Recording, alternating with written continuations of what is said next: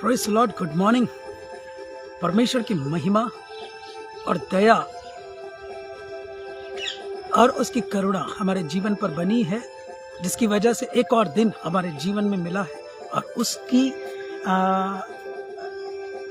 कृपा से जब हम अपने जीवन को आगे जीते हैं, आगे बढ़ाते हैं, तो परमेश्वर चाहता है कि हम उसके हिसाब से चलते हुए, ठीक ठीक काम करते हुए परमेश्वर की महिमा के कारण बने। ठीक ठीक काम करते हुए मतलब इधर उधर घुमा फिरा के नहीं। जैसा कि डिस्क्रिप्शन में लिखा है, यदि आपको कुछ करना है तो सच बोल दो, सच बोल दो, इधर उधर घुमा फिरा के बात मत करो। और जब ऐसा करते हैं तो हमारे जीवन से कई ऐसी सच्चाइयां प्रकट होती है जो आगे लोगों के जीवन में एक अच्छा अमिट प्रभाव डालती है। सो परमेश्वर की करुणा और दया अनुग्रह जब हमारे जीवन पर यूं ही परमेश्वर ने बनाकर रखा है कि हम परमेश्वर हमें इस्तेमाल करे, अपनी महिमा का कारण बनाए, तो हम उसके सन्मुख में जब आगे बढ़ते हैं, उस परमेश्वर को महिमा दे जिसने हमारे लिए बहुत कुछ करके रखा है। यहाँ पर आज के मनन के लिए रोमियो की पत्री 5 अध्याय उसके 6वें पद से आज हम देखेंगे। क्योंकि जब हम निर्बल ही थे तो मसीह ठीक समय पर भक्तिहीनों के लिए मरा। किसी धर्मी जन के लिए कोई मरे, ये तो दुर्लभ है, परंतु हो सकता है किसी भले मनुष्य के लिए कोई मरने का भी साहस करे। वो अच्छा व्यक्ति था, वो अच्छी बातें करता था, वो अच्छी थी, ये सारी चीजें उनके लिए कोई भी खड़ा हो जाएगा, तैयार हो जाएगा। मतलब ऐसे चीजों को प्रकट करती है ये बाइबल मेरे और आपके जीवन के लिए, जो एक सच्चाई है। और उस सच्चाई को जानने के बाद यदि मेरे और आपका जीवन कुछ बातों में फंसा या इधर उधर भटक रहा है, तो उससे निकलने का अब समय आ गया है। आगे जबकि पढ़ रहा हूं मैं, परंतु परमेश्वर हम पर अपने प्रेम की भलाई इस रीति से प्रकट करता है कि जब हम पापी ही थे तभी मसीह हमारे लिए मरा। हम पापी ही थे, मतलब परमेश्वर अद्भुत रीति से करुणा और दया को हमारे जीवन पर पहले से बनाकर रखा है। हम जब खोए हुए थे, हम अपनी जब मनमानी कर रहे थे, तब मसीह हमारे लिए मरा। 6वें पद में आया था, और ठीक समय पर मरा। इतना ही नहीं, अतः जबकि हम अब उसके लहू के कारण धर्मी ठहरे, तो उसके द्वारा परमेश्वर के क्रोध से क्यों ना बचेंगे। क्रोध से।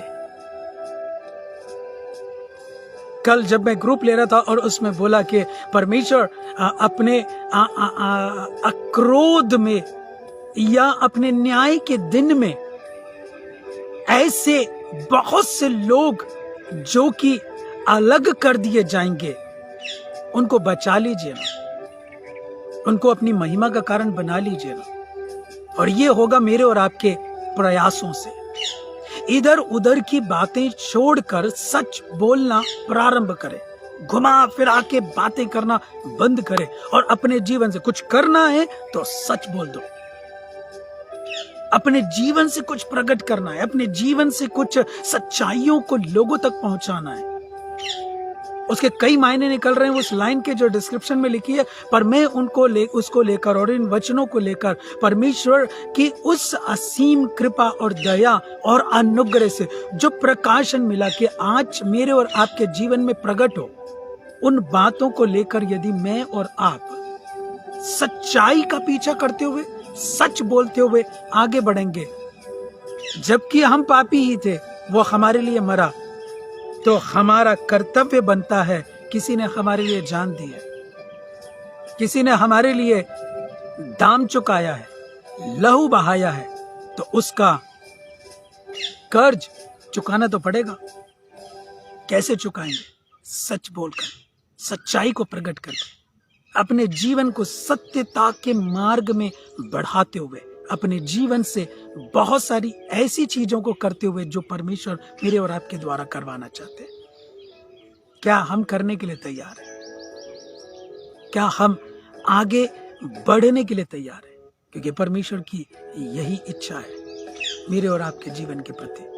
कई बार होता है कि हम ऐसे कुछ लोगों को हम कुछ भी बोल देते हैं। एक अच्छा उदाहरण, ये कोरोना काल ने मास्क लगाने के महत्व को हमें सिखा दिया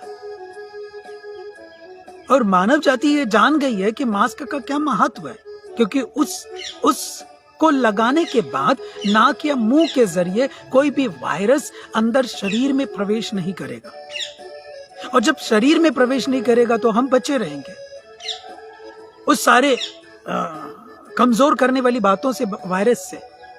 उसी प्रकार बाइबल भी हमें सिखाती है कि किसी के लिए कुछ बुरा शब्द हमारे अंदर से ना निकले। यदि आप उस मास्क से बच रहे हैं कि दूसरों के वायरस आपके अंदर ना आए, तो आपका भी वायरस दूसरों तक ना पहुंचे। वो मास्क दोनों तरफ काम कर रहा है। उसी प्रकार इस वचन रूपी मास्क को लगाकर तो देखो, ये दूसरों के वायरस जो बुरे या ऐसे कमजोर करने वाले आते हैं, उससे भी बचाव होगा, और हमारे जरिए जो दूसरों तक पहुंचेंगे उससे भी बचाव होगा। कितना अच्छा है ना। और यदि सोच के देखें, हम सच की बजाय झूठ और इधर उधर घुमा फिरा के बातें बोलते हैं और दुष्प्रभाव लोगों के पर छोड़ते हैं, तो उसका सीधा असर सामने वाले पर नहीं, पहले खुद पर पड़ता है। हमारा ये मुंह गंदा होता है, ये जीभ गंदी होती है, जिसके लिए लिखा है बाइबल में कि ये एक बला है, ये आग है, बड़े बड़े वन में आग लगा देती है, इसमें सांप का सा विष भरा है। इसको उपयोग में लाने के पहले हम सोचें, विचार करें। क्यों मास्क लगाने के बाद भी हम एक दूषित शब्द दूसरों के लिए उपयोग में लाए? प्रभु यीशु मसीह ने हमारे लिए लहू बहाया इन सारी बातों से बचने के लिए। और यदि ये सारी चीजों से हम बचेंगे और अलग रहेंगे, तो जाहिर सी बात है उसके क्रोध के दिन में भी हम बच सकेंगे। उसके क्रोध के दिन में भी हम बच सकेंगे। तुमने बहुत क्रोध दिखाया दूसरों के ऊपर, अब आपकी बारी है। ऐसा ना हो, ऐसा ना हो। मेरे और आपका जीवन बचा रहे और परमेश्वर की महिमा का कारण बने। परमेश्वर भला है और भलाइयां करने के लिए हमारे साथ तत्पर है, तैयार है। Thank you.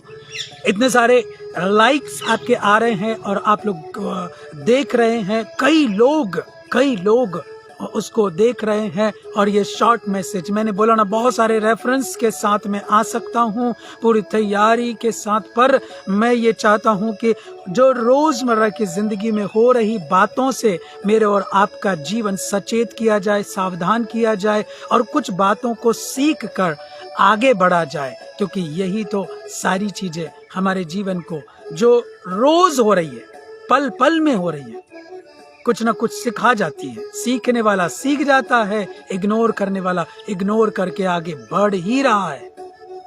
उसको भी हम इसी रास्ते में लाकर बढ़ाने योग्य बन जाए। परमेश्वर हमारी मदद करे। प्रभु जी, हम धन्यवाद देते हैं आज के सुंदर वचन के लिए, सुंदर बातों के लिए।